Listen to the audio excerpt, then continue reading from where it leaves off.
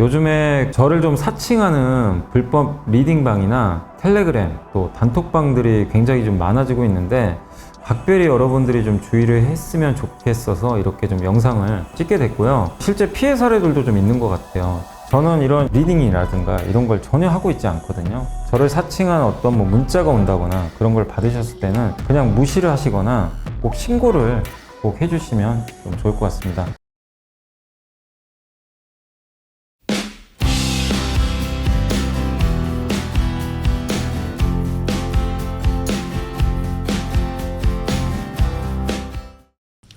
네, 안녕하세요. 자, 오늘 이제 2024년 5월 16일 시장 함께 읽기 시작을 하도록 하겠습니다. 자, 오늘 국내 증시 좀 아쉽죠. 미국이 이틀 동안 많이 올랐는데 나스닥은 사상 최고치지만 우리 한국한테는 남 얘기 같습니다. 정말 한국 증시는 답답하네요. 예.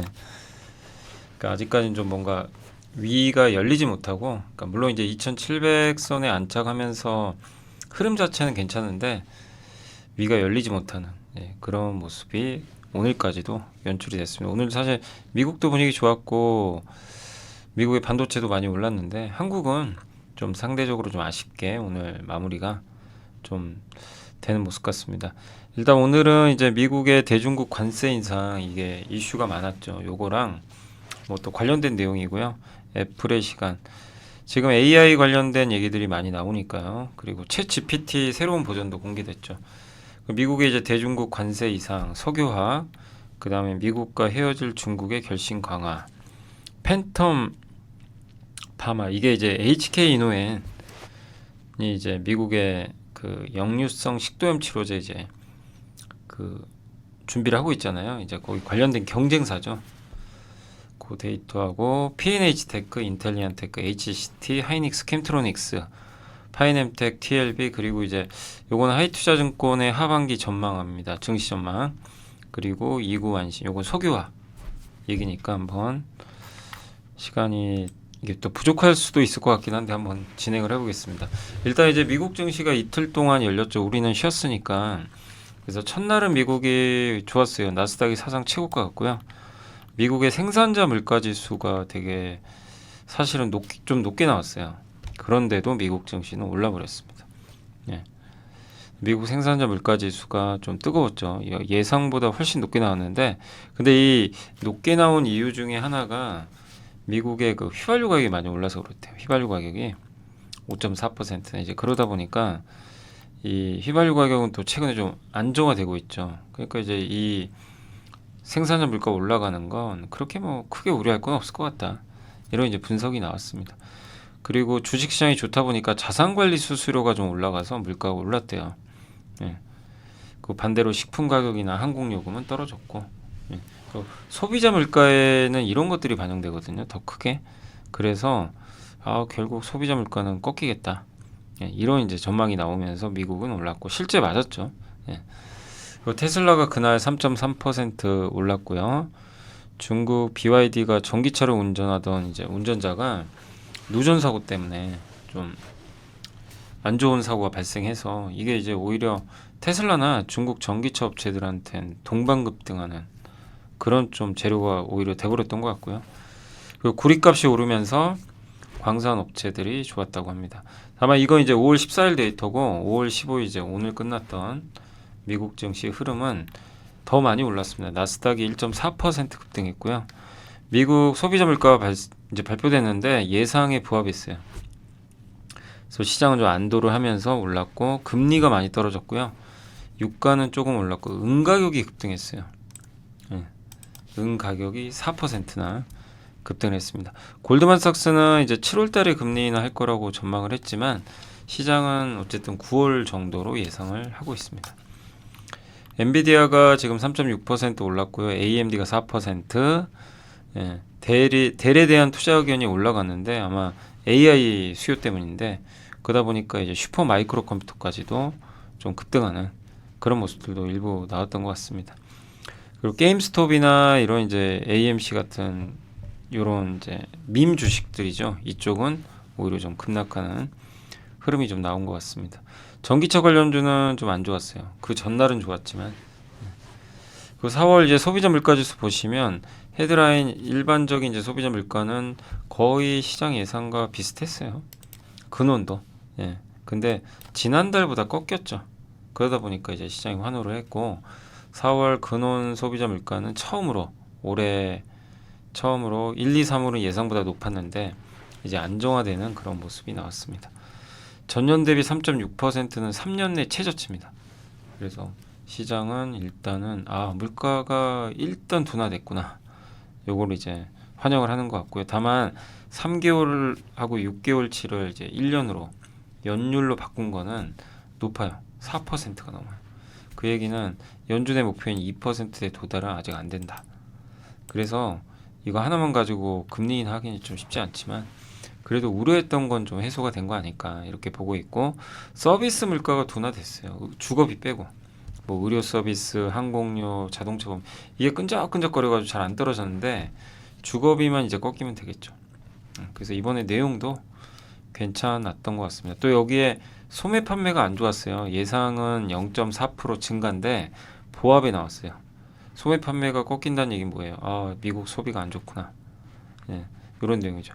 주유소 매출이 증가했거든요. 휘발유 가격이 올라서. 그러니까 사실은 이제 이런 거 감안하면 미국 소비는 더 안 좋았던 거죠. 생각보다. 가계부채가 많아지고 부채 상환이 어렵고 그 다음에 초과저축을 다 썼어요. 미국이. 그래서 금리는 높고 그래서 아마 미국의 소매 판매도 조금은 꺾이고 있다. 그래서 지금 금리 인하를 할 수 있는 재료들이 두 개나 나와버렸죠. 미국 소매 꺾이고 물가는 안정. 근데 이거 한 달 갖고는 몰라요. 그래서 6월까지는 아마 지표를 볼 것 같습니다. 그럼 7월까지는 봐야 된다는 얘기예요. 7월에 발표되니까 지표들이.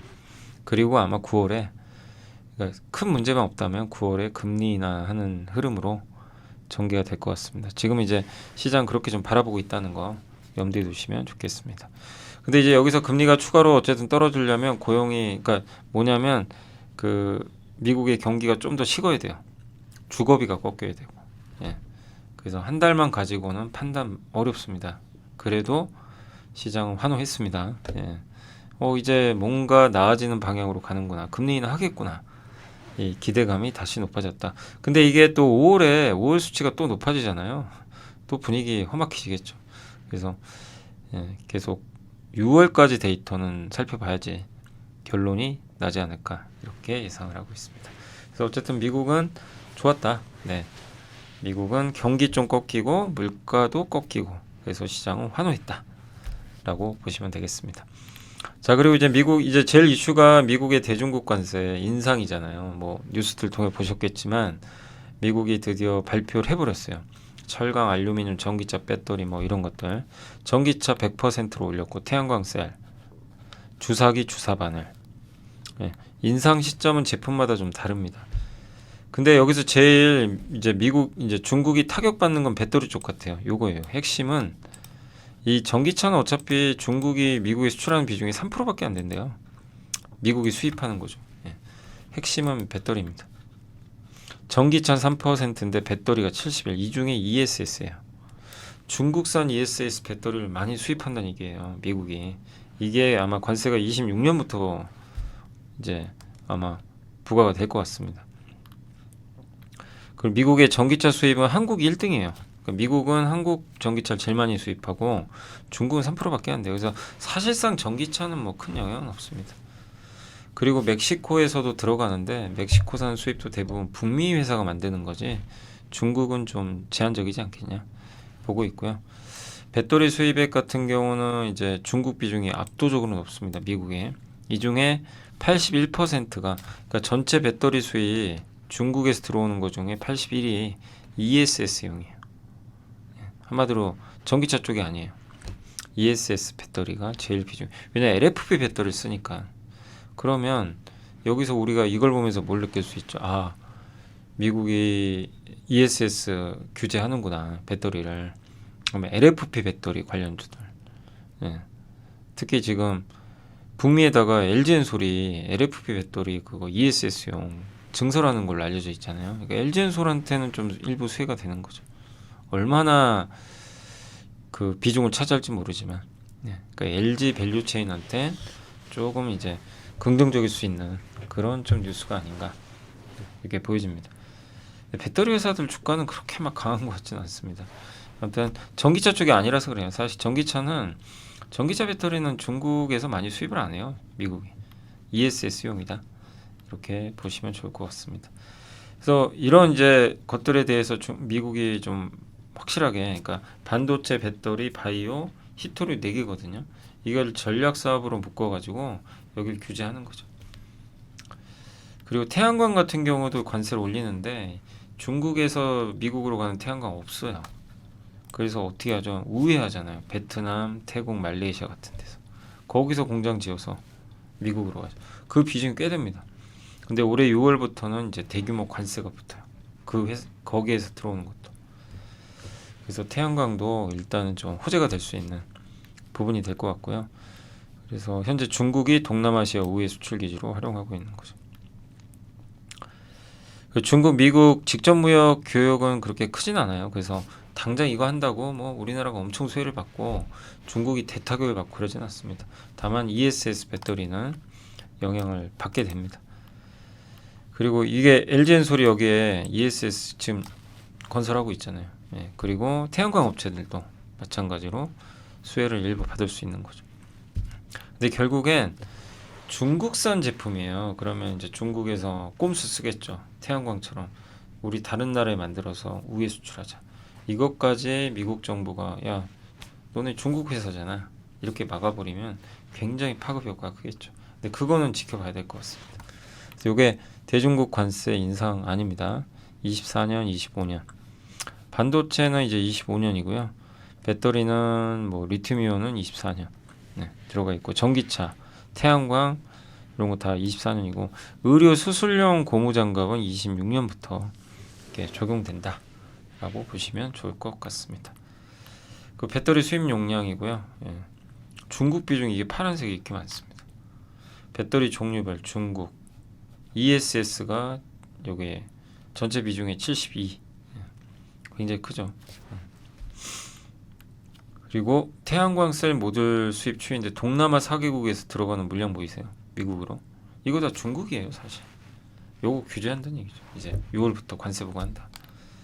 이런 내용입니다. 그래서 한국한테는 좀 중장기적으로 수혜가 예상되고요. 그 다음에 현대차 그룹이 이번에 이제 전기차 관련해 가지고 중국 규제하는데 미국이 이거 수혜를 받을 수 있을까? 당장 큰 영향 없을 것 같아요. 왜냐하면 미국향 중국산 전기차 수출이 3%밖에 안 되거든요. 다만 중장기적으로 호재인 게 중국의 저가형 차가 이제 미국에 못 들어가는 거죠. 우회 수출도 하기 어려울 거예요. BYD가 멕시코에 공장 건설한다 그랬거든요. 근데 그거 쉽지 않죠 지금. 네. 왜냐하면 미국에서 그 우회하는 것도 좀 차단하려고 노력을 하는 것 같습니다. 그리고 중국 시장과 중국 업체가 진출하는 지금 유럽과 아세안은 아주 전기차가 중국 제품이 잘 팔리죠. 싸니까. 그리고 미국 시작으로 유럽 및 아시아 국가 평균 20% 정도 관세 부과할 것 같은데 이번에 미국만 관세 부과하는 건 아니고 유럽도 하지 않겠냐. 근데 이건 알 수는 없고요. 예. 그렇게 되면 중국은 전기차 수출이 많이 감소하겠죠. 그래서 미국만이 아니라 다른 나라까지 관세 부과가 들어가면 현대차한테 이제 직접 수혜가 예상되는 거죠. 그 부분은 좀 지켜봐야 되겠습니다. 중국의 전기차 유럽 점유율은 지금 15%까지 올라왔어요. 예, 내년에 15% 예상을 하고 있고 BYD가 헝가리에 공장 지으려고 하는 것 같습니다.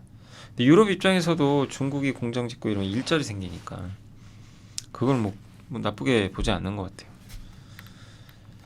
또 현대 기아는 북미 매출 비중이 높고 인도 비중이 높으니까 그런 걸 감안한다면 예, 현대 기아에는 뭐 이런 부분들은 수혜가 있지 않겠나 이렇게 보고 있고요. 다만 당장보다는 좀 중장기적으로 보시면 좋을 것 같습니다. 현재 현대차 기아는 미국에서 지금 3위입니다. 전기차가. 근데 올해 10월에 현지 생산 들어가니까 그때는 2위까지 올라오지 않겠냐 이렇게 보고 있고요. 자, 삼성의 이종 연구원 팀쿡의 시간이다.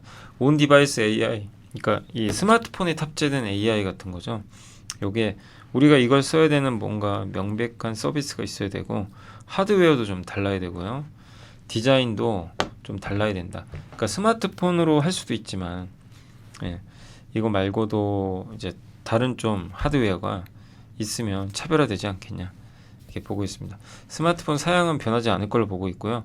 내년에 아마 사양이 좀 바뀌지 않겠냐. 그래서 그 인공지능 반도체 NPU와 메모리 탑재량은 아마 내년부터 좀 본격적으로 증가할 걸로 보고 있고, 그 다음에 이제 어제 저도 저거 보면서 일단 뭐 자료도 한번 만들어 봤는데, 오픈 AI가 그 챗 GPT-4라는 걸 공개했잖아요. 뭐 정말 저도 보고 깜짝 놀랐습니다. 예. 카메라만 있으면, 그러니까 이 스마트폰뿐만 아니라 카메라만 있으면 내 주변을 다 볼 수가 있어요. 보고 알려줘요. 그럴 수 있고, 얘가 이제 어떤 눈이 필요한 거죠. 예. 그걸 통해서 보게 되고, 그걸 이제 서로 친구랑 대화하는 것처럼 소통하고, 예. 말로 할 수 있고, 영어, 그러니까 이탈리아어도 완벽하게 뭐 거의 번역이 된다고 하니까 실시간 통역도 가능하고, 어떤 세상이 빨리 바뀌고 있구나 이렇게 보고 있습니다. 그래서 이런 것들을 애플이 과연 언제 적용할 거냐. 예. 애플이 적용하면 또 분위기가 완전 다르죠. 애플은 20억대를 갖고 있으니까. 예. 그래서 내 주변을 AI가 어떻게 탐색할 것인가. 예. 그러니까 이번에 새로 오픈된 AI는 정말 상호 교감을 합니다. 목소리로 주고받으면서 내 주변도 인식을 해줘요. 카메라가 있으면. 근데 이거를 스마트폰으로 그냥 달고 갈 거냐, 그럼 이러고 다녀야 되잖아요. 그게 아니라 제 생각에 이어폰으로 만드는 것도 어떨까. 이렇게 헤드셋 귀에 꽂고 요 앞에다 카메라 다는 거죠. 그래서 보는 거죠. 얘도. 내가 보는 거하고 비슷하잖아요. 인간이 이렇게 보는 거 귀로 살짝 해가지고 앞으로 보는 거. 네. 뭐 그런 것도 가능하지 않을까 이렇게 생각은 하고 있는데, 어떻게 나올지는 좀 지켜봐야 되겠습니다. 아무튼 정말 AI가 이제 우리 눈 앞으로 점점 빠르게 들어오고 있어요. 자, 하나증권의 윤재성 연구원이 미국에, 이거는 수술용 장갑 얘기해 주신 거고, 중국산 의료 수술용 고무장갑에 대해서 관세 인상한다. 예. 그래서 사실 중국과 말레이시아 업체들이 서로 싸웁니다. 경쟁하는데, 예. 말레이시아 장갑 업체들은 주가 폭등했죠.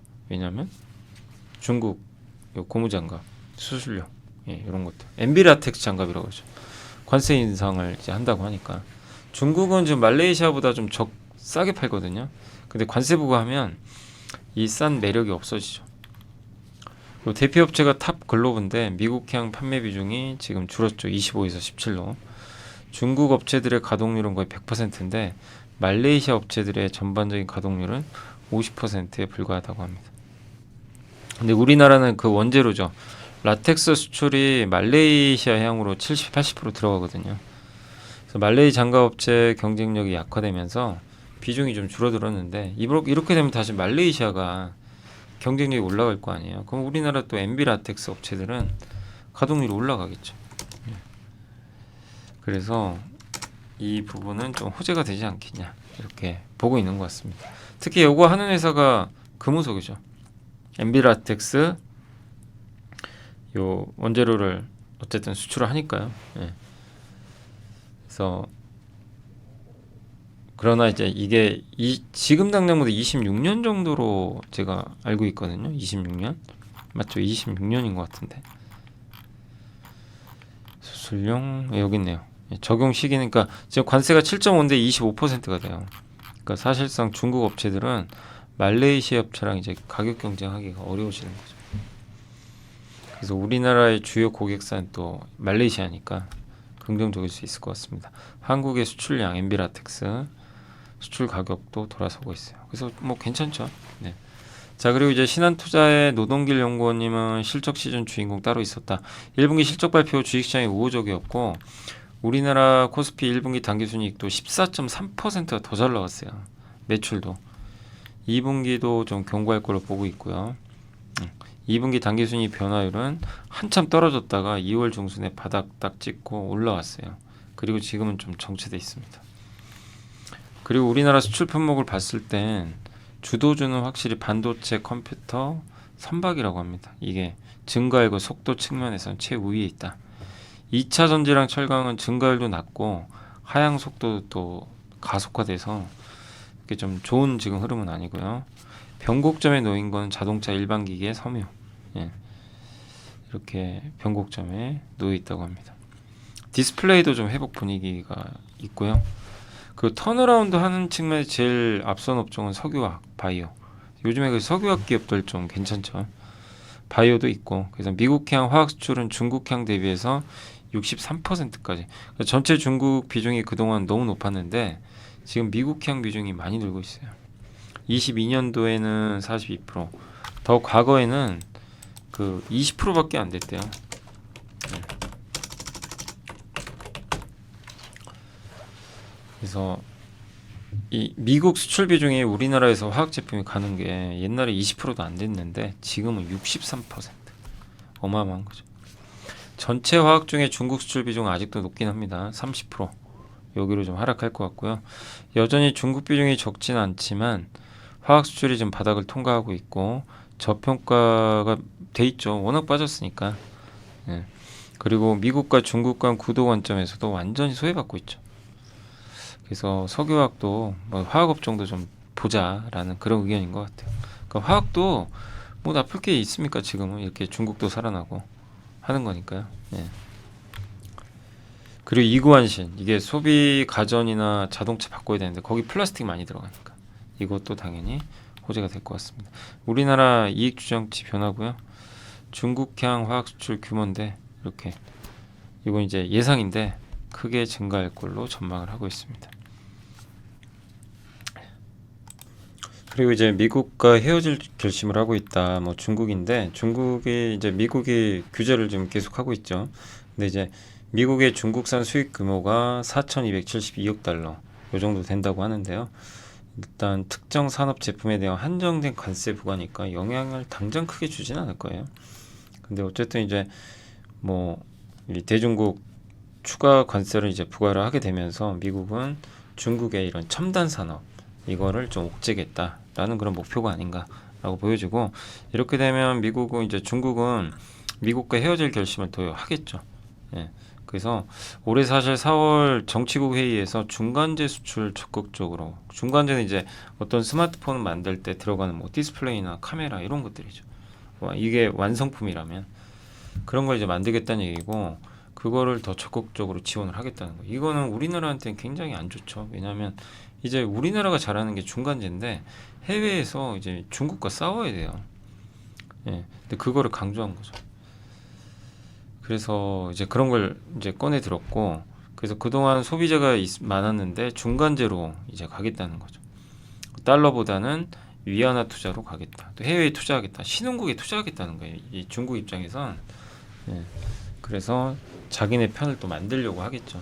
그래서 미국의 규제 그리고 과거에는 미국의 소비재를 팔았던 중국이 이제 뭐 안 되니까 그 바꿔서 신흥국의 중간재. 근데 이 부분은 우리랑 또 겹치는 부분이 있어서 한국한테는 좀 불편한 부분인데 다만 이제 미국 시장만큼만 봤을 때는 중국이 못 들어가니까 그건 또 한국한테 긍정적인 부분도 있습니다. 그래서 어쨌든 굉장히 이제 미중 관세 전쟁이 계속 지금 이어지고 있고 중국의 어떻게 보면 미국 진출이 더 어려워지고 있기 때문에 그 부분에서 중국은 방향을 신흥국으로 잡을 가능성이 높아졌다.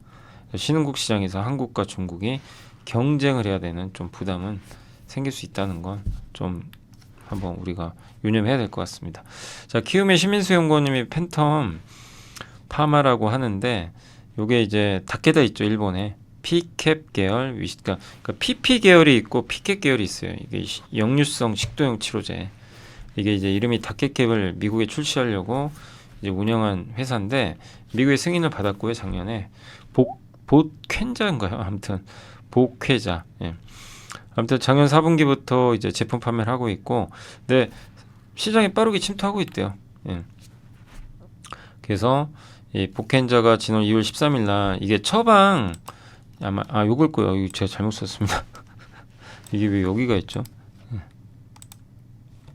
요게 아니고 예. 익스프레스 스크립트의 포뮬러 리스트가 뭐냐면 방금 제가 적어드린 그대로예요.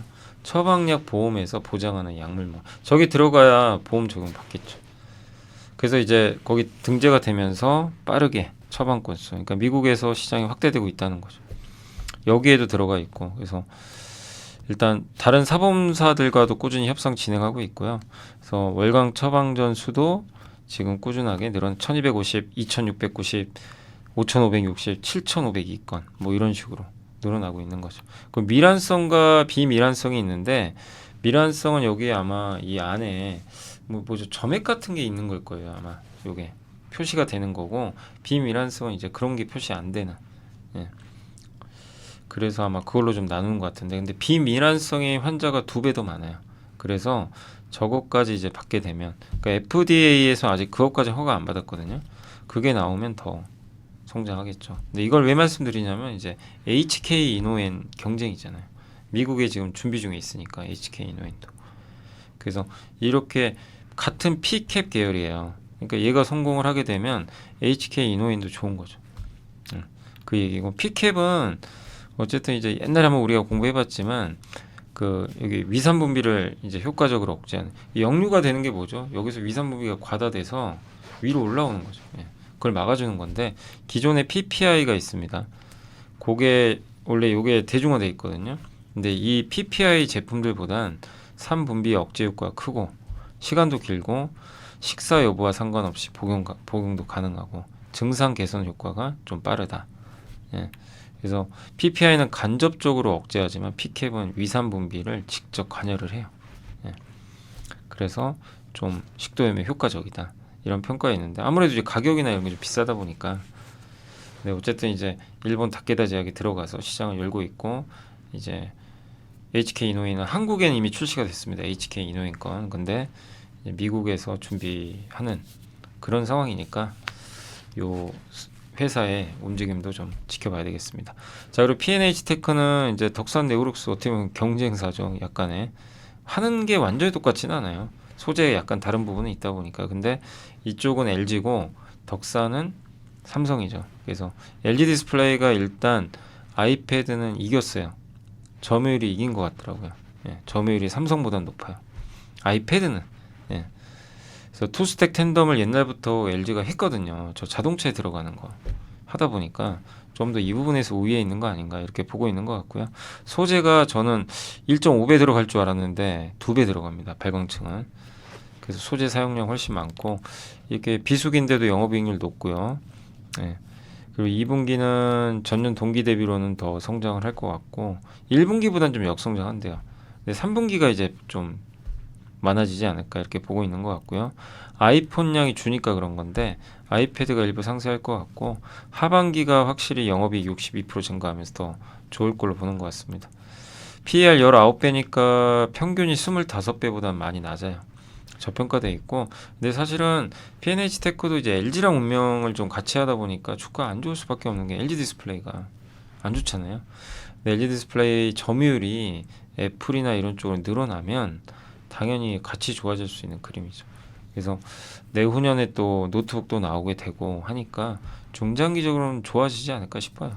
예. 또 자동차에도 들어가야 되고 다만 이 시간이 좀 걸리는 거죠. 근데 아이패드가 그래서 잘 팔리는 게 중요한데 나와봐야 알죠.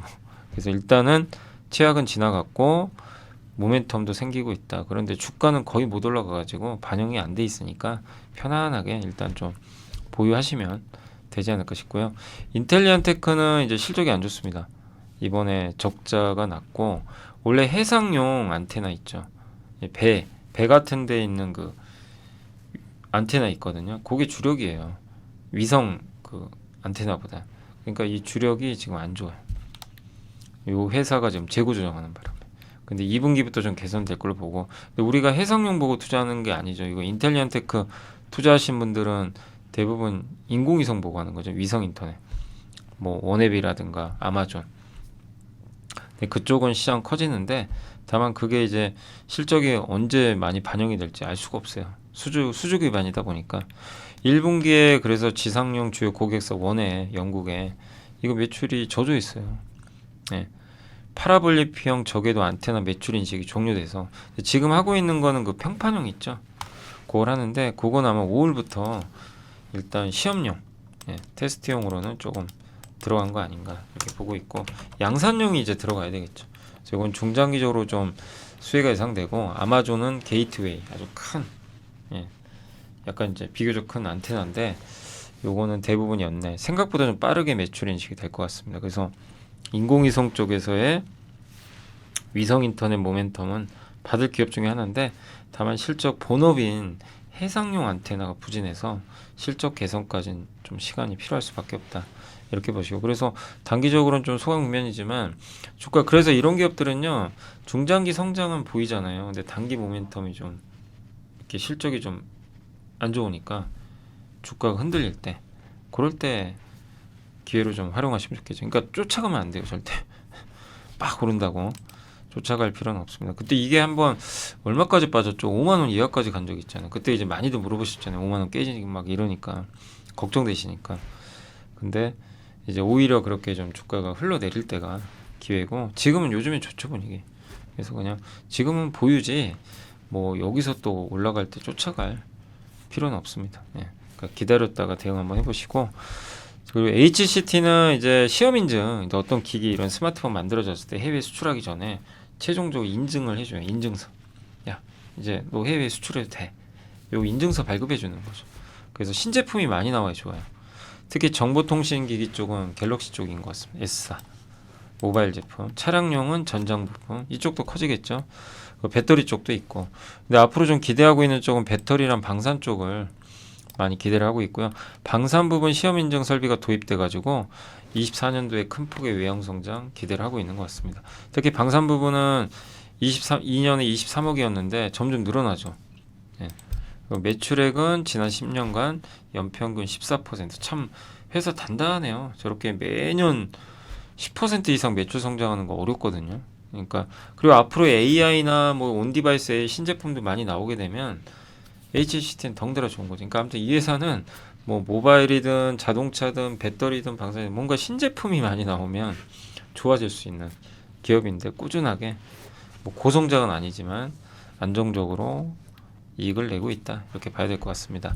자, 하이닉스는 메리츠증권의 김선우 연구원님이 일단 이제 읽어보니까 하이닉스가 여전히 좋은 이유가 있더라고요. 삼성은 참 부진한데, 일단 엔비디아가 추가로 요청했나봐요. 물량 더 달라고. HBM3 차세대 제품 말고 HBM3는 거의 혼자 독점 납품하죠. 이걸 더 달라고 했던 것 같고, 이러면 하방이 단단해지고 내년에 가격 올리는 거 HBM 아마 이것도 지금 협상을 하고 있나 봐요.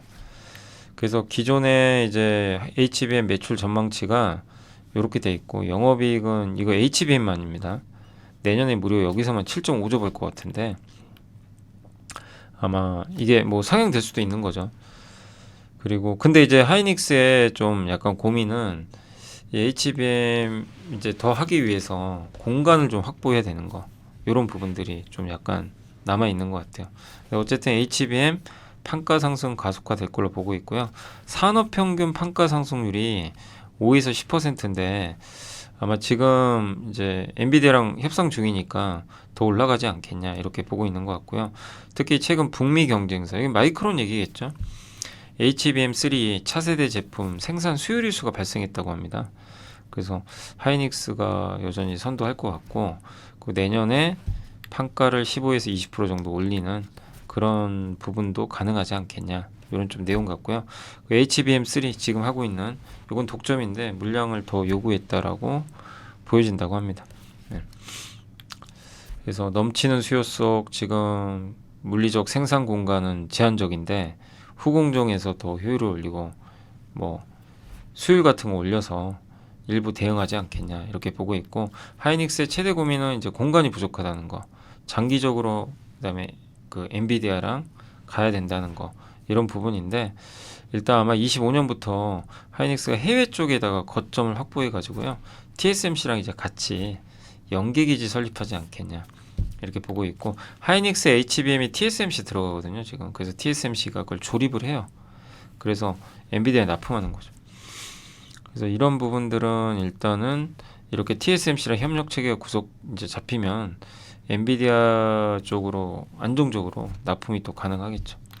그리고 HBM의 수요처는 계속 늘고요. 예.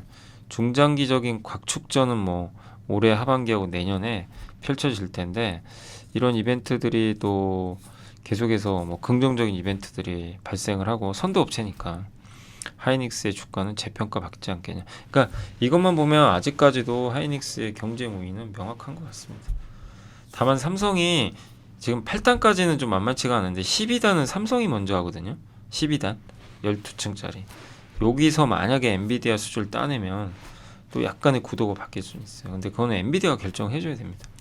그래서 삼성이 아직까진 불리하지만 추격하는 입장에서 저 12단에서의 성과가 어떻게 날지가 관건이고 8단까지는 여전히 하이닉스가 좀 우위로 가는 그런 그림이다 라고 보시면 되겠습니다. 자, 캠트로닉스가 오늘 날라가 버렸죠. 목표 주가를 올렸고요. 뭐 우리 정말 이거 옛날부터 공부 많이 했고 관심도 많이 가졌던 기업이고 참 주가 안 갔어요. 막 그냥 계속 뭐 2만 원 초반에서 왔다 갔다 기억하실 겁니다. 1년 이상을 그랬던 걸로 기억이 나는데 근데 저도 이제 계속해서 많이 보고서 나오면 봐드리고 뭐 함께 배우기에서도 소개도 해드렸지만 일단 매력이 있었어요. 왜냐면 반도체 EUV용 감광액이라 그러죠. 포토레지스트 웨이퍼에 바르는 거. 예. 요거를 만들려면 원재료가 있어야죠. 그 원재료 제조하고 있고, 예. 그리고 하이브리드 OLED 이번에 아이패드 하이브리드는 뭐죠? 기존의 OLED를 혼합한 거죠. 그래서 밑에는 유리기판, 위에는 그냥 일반 봉지 요건데 밑에 유리기판을 깎아야죠. 그거 하는 회사가 아바텍하고 캠트로닉스. 아바텍은 LG, 캠트로닉스는 삼성. 예. 이런 건데 아무튼 이제 그런 쪽에서 좀 모멘텀을 기대를 했잖아요. 작년부터 우리 계속 뭐 기대했던 모멘텀들인데 아무튼 이번에 실적도 잘 나왔고, 예. 또 노트북까지 26년에 연결되는데 아마 그거는 내년에 시향산 하지 않겠냐, 노트북용은. 그래서 모멘텀이 연결. 또 한 가지가 유리기판까지 있어요. 그죠? 유리기판 붙어서 최근에 한번 날라갔죠. 그래서 이런 것들이 정말 이 신성장 동력들이 아주 다변화되어 있기 때문에 이제 기대를 했던 부분들이 있는데 드디어 오늘 사상 최고가, 예, 직접 몇 년 전의 고점을 완전히 넘겨버리는 기염을 통한 것 같습니다. 예, 근데 제가 지금 종가는 안 봐가지고 종가는 어떻게 되는지 모르겠네요. 아까 장중에는 신고가였는데, 예, 한번 보고 말씀드리고요. 자, 파이nem텍도 좀 최근에 올라서 좀 관망을 하시되 실적은 안 좋아요. 아직은. 일회성 비용 뭐냐면 연구개발 때문에 그 고객사랑 신규 과제 연구개발 저거 제외하면 실적 괜찮아요. 그러니까 이거 나쁜 건 아니죠. 그러니까 폴더블폰 성수기 들어오니까 2분기 좋아지고. 근데 저는 다른 것보다 관심은 애플이에요. 애플이 아이폰의 폴더블 형태로 간다. 저번 화요일날 제가 말씀드렸죠. 보고서 소개해드리면서 가능한 것 같다. 이런 이제 메리츠의 그때 누구셨죠? 양승수 연구원님이셨나? 아마 보고서를 적어주셨죠. 누구 정확하게 제가 어느 분이 쓴 것까지는 제가 지금 정확히 기억은 안 나는데 아무튼 그때 이제 보고서가 있었죠. 아, 그 메리츠가 아니고 아우 죄송합니다. 그 화요일날 쓰셨던 분은 고이영 연구원님, 예, 고이영 하이투자, 예, 하이투자의 고이영 연구원님이 자료 써주셨고 우리나라 이제 부품사들 코멘트 달아주셨잖아요. 작년 연말부터 애플 요청이 있었다. 예, 이런 내용들이 있었던 것 같아요. 그러면 이거는 결국엔 이제 하겠다는 얘기랑 비슷한 거죠. 그래서 26년에 생산 가능성이 높습니다. 그러면 이 지금 파이nem텍의 가치는 올라갈 가능성이 높은 게 내장인지랑 외장인지 동시에 생산 유일한 업체예요. 이제 밖에 보이는 거 외장, 안으로 들어간 거. KH바텍은 외장인지 독점 기업이었거든요. 근데 이 외장인지 시장까지도 지금 파이nem텍이 들어가려고 하는 거죠. 근데 물론 외장인지는 아직까지 KH바텍이 삼성 쪽은 거의 독점입니다. 예. 그래서 뭐 그러니까 어느 정도 비중이 일부는 들어가겠지만, 근데 내장인지도 하니까. 그래서 파이nem텍과 KH바텍이 같이 수혜를 받을 수 있는 구조는 같아요. 근데 이제 애플이 누굴 선택할지 모릅니다. 저도 그건 모르잖아요. 그죠? 그래서 아무튼 폴더블 폰에서는 제일 중요한 게 힌지거든요. 이렇게 접었다 폈다 해야 되니까. 그래서 이 힌지 쪽에서의 어떤 그 경쟁력 있는 기업들이 중장기적으로 수혜를 받을 것 같고, 그 중에 또 하나가 파이nem텍이니까 중장기로 한번 볼 필요는 있는데, 다만 단기로는 너무 올랐으니까 좀 기다리시면 좋겠고. 대신에 박강호 연구원님이 TLB 오랜만에 지금 보고서가 나왔는데 1분기는 실적이 안 좋았습니다. 그러나 이건 낸드 재고조정 때문이고 어차피 지나간 이슈라 괜찮고요. 2분기가 중요하죠. 2분기부터 올해 하반기. 왜 좀 괜찮게 보냐면 두 가지 때문에 그래요. 일단 저번에 한번 우리 공부했던 eSSD 서버에 들어가는 SSD 있죠. 낸드. 요게 이제 본격적으로 좀 성장을 할 것 같은데 거기 관련된 이 데이터 센터용 모듈 그걸 좀 하고 있으니까 요 비중이 늘어나겠죠. 이거는 또 가격도 괜찮거든요.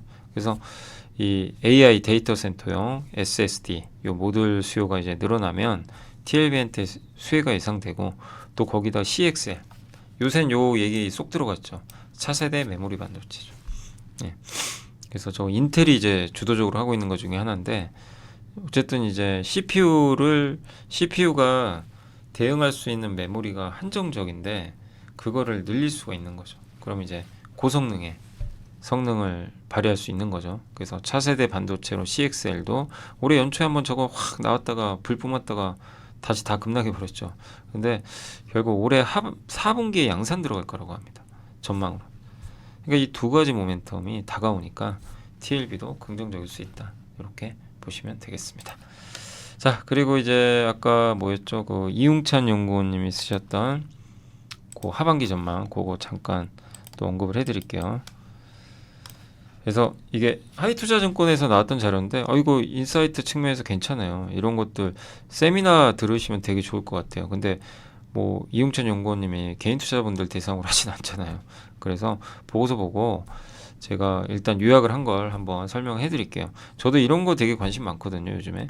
그래서 일단 지난 몇 년간 강력한 정책이 세상에서 제일 짧은 침체 코로나 이후로 엄청난 돈을 들였죠. 침체가 금방 끝났어요. 그래서 막 자산 가격 막 오르고 또 오르죠. 예, 그래서 침체가 너무 짧게 끝났죠. 그 트럼프가 씨앗을 뿌렸죠. 미국 투자의 시대. 미국이 소비하는 나라죠. 근데 아니었어요. 지난 몇 년간은 투자를 하는 국가입니다. 미국의 일자리 창출, 제조. 미국에 공장 짓는 거죠. 말도 안 되죠. 미국에 왜 공장을 져요? 돈이 많이 드는데. 근데 그 말도 안 되는 걸 미국은 해요. 왜? 제조업 일자리 창출하려고. 트럼프가 씨를 뿌렸고 바이든이 꽃을 피운 거죠. 그래서 보조금 주죠. 바이든은 트럼프랑 달리 관세가 아니라 이번에 물론 관세 부과는 하지만 보조금 줍니다. 그러니까 이건 돈이 많이 들어요. 그래서 다. 그래서 미국의 일자리 만든 이걸 누가 원한 거죠? 미국 사람들이. 미국 유권자들이 트럼프 뽑아줬죠. 예. 그리고 바이든도 뽑았어요. 왜? 보조금이라는 정책 때문에. 우리 일자리 생기겠다. 이런 거죠. 근데 이게 그러다 보니까 미국 혼자 좋아요. 미국 경기는 너무 좋은 거예요. 근데 저런 정책을 투입하면 뭐가 문제죠? 그 채권 발행을 하니까 채권을 많이 발행하면 당연히 채권 가격은 떨어집니다. 그래서 금리가 올라요. 그러니까 그 피해를 보는 국가들이 생겨요. 고금리가 이어지고 물가는 오르죠. 네. 또 달러는 강해지고. 그러니까 우리나라 원달러는 높은 거예요. 옛날보다. 그리고 이렇게 물가 오르니까 전 세계 중앙은행이 금리 낮추고 싶어도 못 낮춥니다. 연준이 안 내리니까. 네, 그렇게 된 거죠. 그래서 달러는 이런 것들 때문에 올라가는 거죠. 근데 이렇게 고금리인데 미국 경제 아이러니하지 않으세요? 막 미국 경제 너무 좋아요. 서프라이즈하고. 그게 이 투자에 연결된 거죠. 미국이 막 투자를 하니까. 근데 최근에 분위기가 좀 바뀝니다. 미국 경기가 식고 있어요. 이게 미국 경기 서프라이즈 지수는 시장이 예상한 것보다 높게 나오냐 낮게 나오냐 경제 지표가 저게 떨어진다는 건 예상보다 안 좋다는 얘기예요. 식고 있죠. 예. 그리고 다른 나라들은 금리 인하 시작했습니다. 미국보다 이게 눈치 안 보고 원래는 미국 눈치 보면서 하거든요. 근데 금리 인하 시작했고 영국은 다음 달에 할 것 같아요. 예. 그리고 미국 경기가 더 좋아질까요? 여기서 식고 있죠. 이미 소매 판매 이런 거 보면 고용 금리는 이미 부담되고 초과 저축은 다 소진됐어요. 이러면 어떻게 돼요? 미국의 경기는 둔화되겠죠. 예. 그럴 가능성이 있고 그리고 미국이 그러면 계속 돈을 풀 거냐 재정 지출로 계속 지금은 하고 있는데 그게 조금씩 둔화되고 있대요. 수치적으로. 그리고 3분기에 연준은 금리 인하 할 것 같고요. 이제 9월 가능성이 높죠. 그래서 금리 인하 하면 주가는 나쁘지 않아요. 예, 버티겠죠. 예. 그래서 25년도에 또 물가 안정화 될 거고 다만 재정 지출은 감소하지 않겠냐 이렇게 보고 있는 것 같습니다. 그러니까 한마디로 미국 경기의 단단함은 좀 유지되는데 미국이 그동안 너무 좋았죠. 막 투자도 많이 하고 이런 이제 고 레벨의 미국 경기가 꺾인다는 거예요. 지출은 줄 거고. 예. 8년 동안 그걸 했대요. 그게 이제 끝나가는 시점이 오고 있다. 미국의 투자가 끝나가는 시점. 예. 그럼 미국 경기는 점진적으로 둔화되는 거죠. 그러면 이건 달러를 약화시키겠죠. 그리고 재정 지출이 감소하게 되면 당연히 달러도 약해지고 아니 그 금리는 안정감을 찾겠죠. 물가는 그리고 안정화되고 그렇게 보고 있는 것 같아요. 지금 미국이 감당하기 어려울 정도로 이렇게 이자 부담이 커집니다. 보이세요? 재정 적자 엄청나죠. 이 돈 푼 거 보세요. 재정 적자 밑으로 이게 내려갔다는 게 돈을 많이 풀었다는 얘기예요. 미국 정부가 푼 거죠. 근데 금리를 결정하는 건 소비가 아니라 금리의 종속 변수다. 소비는. 그래서 금리가 안정화되면 낮아지면 소비는 증가하는 거고요. 지금 계속 금리가 올라갔기 때문에 이제 미국은 서서히 소비가 꺾일 수 있다는 거죠.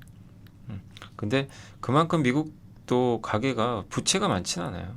그래서 잘 버텼던 거죠. 예. 근데 그러기엔 또 한계가 올 수도 있는 거고요. 중국은 이제 글로벌 소비 경제에 대한 회복 노출도가 크죠. 중국은 미국의 투자 사이클에 수혜를 못 받죠. 미국의 공장 짓거나 뭐 그런 것도 아니다 보니까 그래서 글로벌 소비가 그동안 좀 안 좋았죠.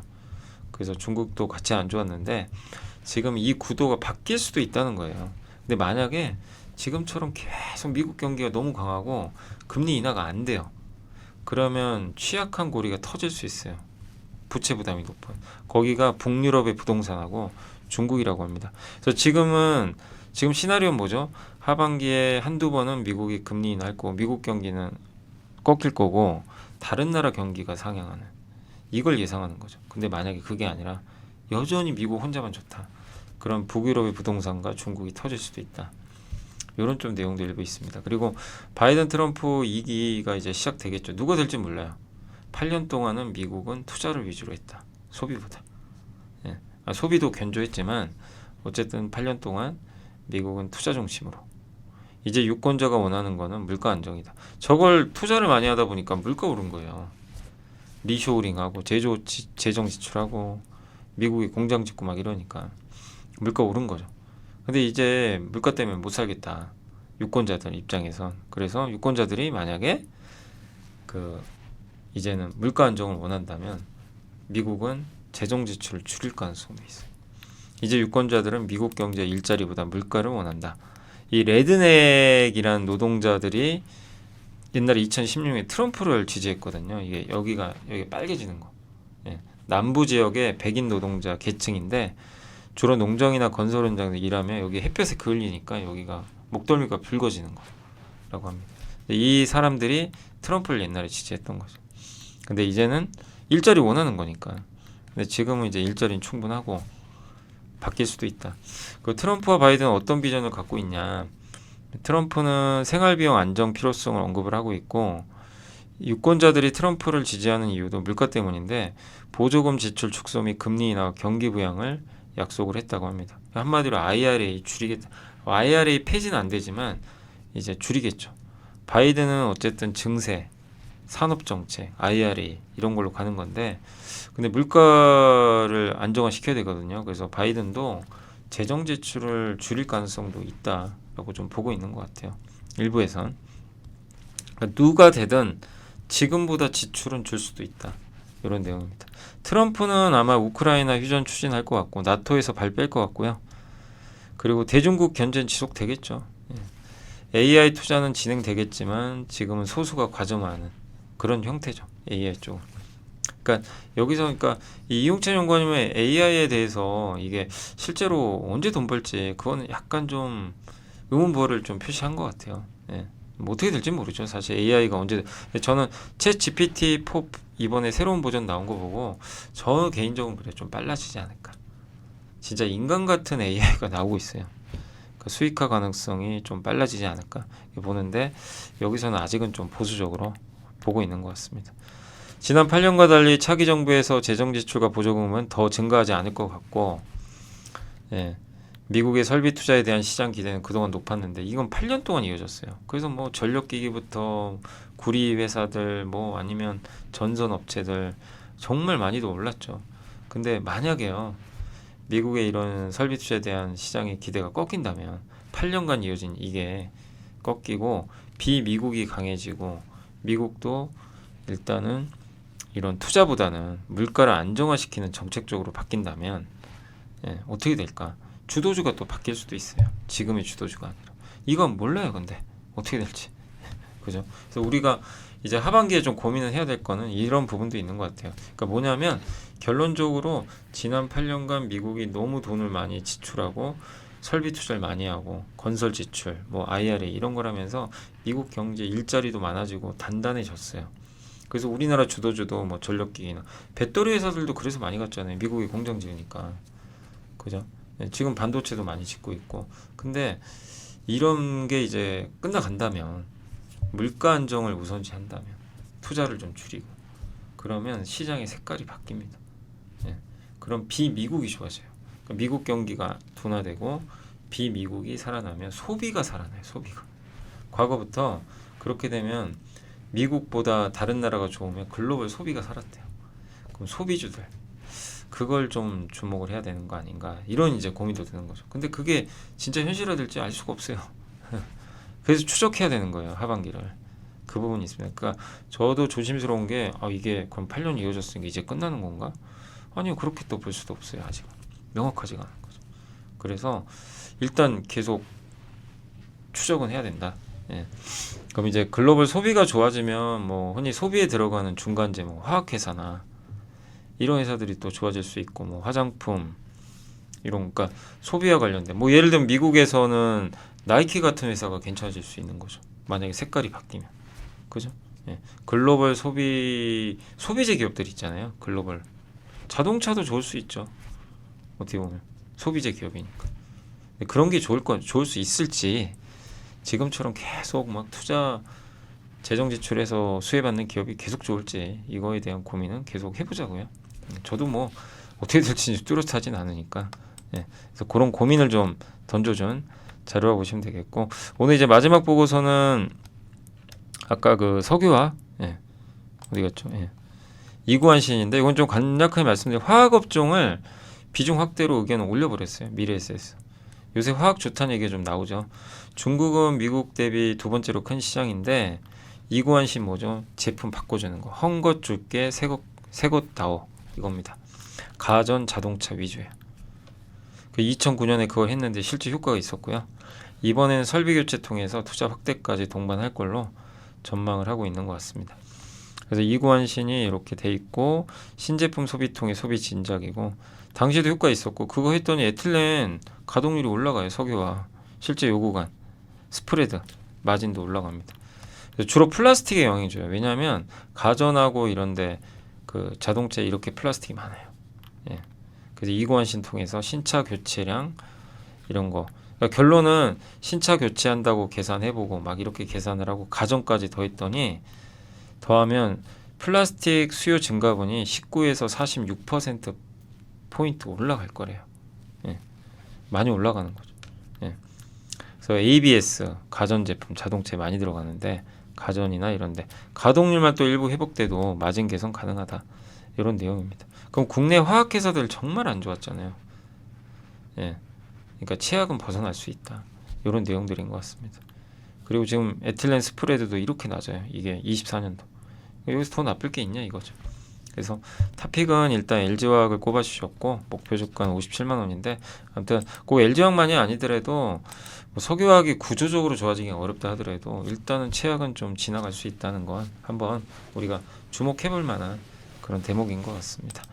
자 그리고 오늘 잠깐만요. 그 내부자 매수는 일단 이제 지난 화요일날 우리금융지주 좀 매수가 많이 있었고요. 저희 당사 또 여기 전무님이 매수가 있었고 TSI 여기 대표이사가 내부자 매수가 있었습니다. 공시는 CS 윈드 그 풍력 윈드타워 지멘스 여기 대만 지역에 공급하고 대만 이제 본격적으로 풍력도 발전 들어가는 것 투자하는 것 같고요. 한미반도체가 신규 설비 투자 들어갑니다. 토지 건물 취득했어요.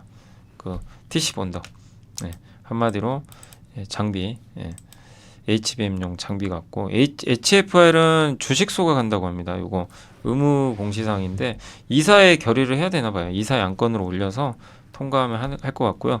FN 가이드는 무려 6%나 되는 전체 주식의 규모의 요 옛날에 취득했던 자기 주식을 소각한다고 하니까 참고하시면 되겠고, 마지막으로 이수페타시스가 오늘 추정치가 이렇게 올라갔으니까 참고하시면 좋겠습니다. 자, 그리고 오늘 이제 주식시장은 좀 아쉽죠. 코스닥, 코스피 모두 다 아침보단 좀 떨어지면서 끝이 났고요. 예. 아침에 급등했다가 위를 이걸 못 넘네요. 2,800을 좀 앞두고 다시 좀 부진하게 좀 마무리가 됐습니다. 물론 뭐 오늘 올랐고요. 외국인 기관 많이 샀고 개인 투자원들은 뭐 연일 매도입니다. 정말 무지막지하게 팔고 계시고, 오늘은 수산주가 좀 좋았고요. 그리고 유리기판, 여기가 왜냐하면 캠트로닉스가 있다 보니까 급등을 했습니다. 그리고 전선업체도 다시 급등했고, 대한전선이 요새 아주 뜨거워요. 손해보험도 오늘 아주 다 급등을 했습니다. HBM 관련주도 이제 미국의 반도체 기업들, 또 하이닉스 오늘 주가 좋다 보니까 제네오셈, 뭐 PSK 홀딩스, 뭐 DI, 여기가 이제 주로 DIT가 또 하이닉스 향이죠. 예. 낸드 쪽도 오늘 좋았던 것 같습니다. PSK 홀딩스, 그리고 심텍이 많이 갔네요. 7%나 급등했고, 테스가 한 5% 가까이 오늘 올랐습니다. 폴더블 폰 쪽도 오늘 세경 하이테크, 또 여기 파이넴텍 이런 기업들, 또 캠트로닉스까지 뭐 같이 맞물려서 갖고, CXL 관련주도 오늘 좋았고요. TLB 아까 말씀드린 관련주죠. 그리고 MLCC는 사마콘덴서가 오늘 좀 좋았던 것 같습니다. IT가 거의 다 좋았고, 온디바이스 AI도 흡프스프가 오늘 오랜만에 11%또 급등하는 그런 양상이 펼쳐졌던 것 같습니다. 그래서 다 고르게 올랐고요. 다만 오늘은 HMM이 오늘 8%나 이렇게 좀 빠져가지고 오늘 내용은 좀 괜찮더라고요. 아니, 굉장히 좀 좋은 내용들도 많이 있었는데, 예. 그러나 여기 뭐 일부 중립 의견도 있었던 것 같고, 뭐 꼭 그것 때문이다 뭐 이런 것보다도 오늘은 어쨌든 여기 외국인들이요 200만 주. 예. 그래서 여기 또 연구체 중도 상환하는 거 아니냐. 그러니까 약간 좀 물량 부담 같은 거, 수급 이슈. 그러니까 업황은 사실 괜찮거든요 요즘에. 이런 이슈들이 조금 부정적으로 작용한 게 아닌가라고 보고 있고, 카지노 회사들 최근에 분위기 좋았지만 오늘은 좀 쉬어갔고요.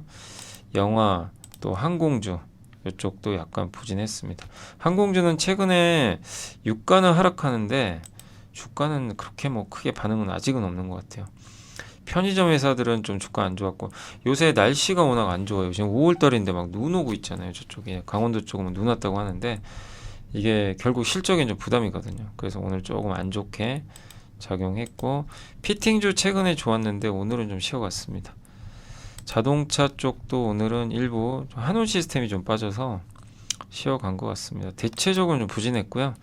조선기자재는 오늘은 오리엔탈 전공이 좋았고, 2차전지 쪽 아직 좀 일부 부진하고요. 조선업종은 최근에 한국조선해양이 좀 좋은 것 같습니다. 정유주는 이제 유가 좀 부진하다 보니까 아직은 좀 반등. SO일 다시 7만 원 또 깨졌어요. 정말 이 기업은 장기 투자하기가 너무 어려운 거 아시죠? 예. 오르면 내려오고. 근데 지금은 또 반대로 봐야죠. 지금은 안 좋긴 하지만 또 반대로 볼 수 있는 구간 같고요. LNG 쪽도 쉬어갔고, 전체적으로 이제 이쪽 관련주들 뭐 조선, 해운, 뭐 이런 에너지 관련주 이런 쪽은 좀 일부 부진했고, 나머지 섹터들은 그래도 견조했던 것 같습니다. 오늘 코스닥의 시총 상위 기업은 리노공업이 좀 빠졌고요.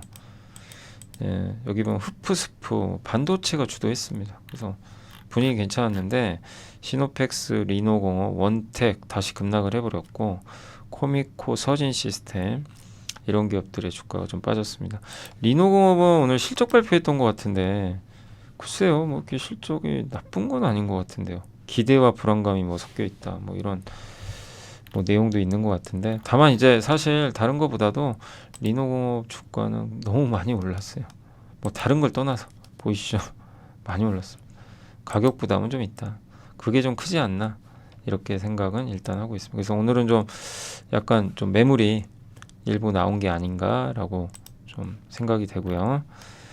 코스피 쪽에서는 오늘 일단 삼성전자가 정말 답답합니다. 주가 가질 못하고요. LS 일렉트릭이 오늘도 급등. 삼성화재, LS 그룹이 뭐 저희가 이제 LS 그룹으로 6월부터 이름이 바뀌거든요. 근데 이제 어떤 굉장히 좀 LS 쪽이 요새 굉장히 강한 것 같고요. 고려아연이 은 가격 수혜주예요, 사실. 은 생산도 하다 보니까. 오늘 오랜만에 5%, 하이닉스 좋았고, 그리고 다 견조했는데 HMM은 아까 물량 부담 이슈 일부 있었고, 현대마린솔루션은 좀 많이 올랐고요. 롯데케미칼도 뭐 뚜렷한 이유는 없습니다. 빠졌고, 근데 크게 빠진 기업은 그렇게 많지는 않아요. 그래서 오늘 대체적인 분위기는 견조했다라고 말씀을 드리겠습니다. 자, 오늘 이제 목요일 방송은 여기서 마무리하고요. 저는 또 내일 이 시간에 찾아뵙도록 하겠습니다. 아무튼 오늘 고생들 하셨고, 예, 이번 주 또 함께 배우기 어제 또 올려드렸는데, 예, 아무튼 그게 꼭 맞다 안 맞다를 떠나서 여러분들이 공부한다는 걸로 좀 꼭 잘 염두에 두셔가지고 공부에 도움이 되셨으면 좋겠습니다. 자, 저는 이만 또 물러가겠고요. 내일 찾아뵙겠습니다. 감사합니다.